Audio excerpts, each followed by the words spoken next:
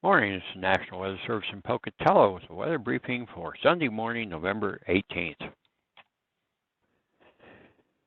Starting off with satellite imagery, we have a large area of high pressure that's trying to move in, take control of our weather and give us generally some pretty fair conditions here for the next 3 days or so.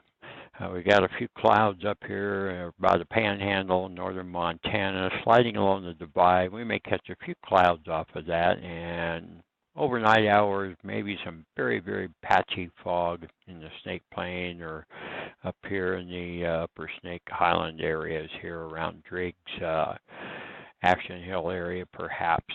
Very patchy morning fog.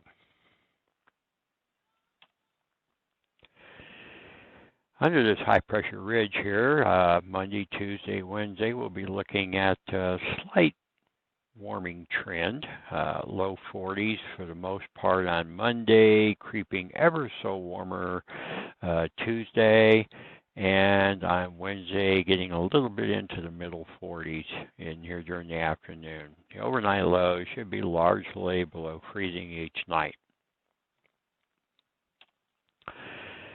Our main focus starts about Thursday morning with a new low pressure trough and a change in the weather pattern coming in off the Pacific here.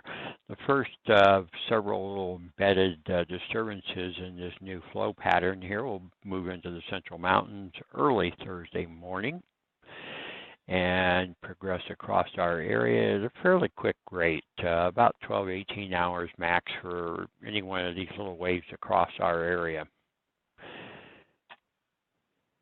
And by Thursday afternoon, this particular wave, this first one, is already starting to move into Wyoming here.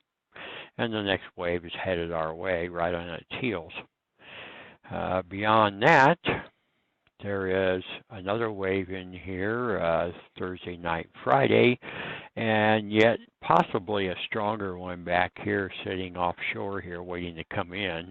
This one could take and drop our snow levels from about 4,500 to 5,000 feet Thursday, Friday time frame down closer to the valley floors.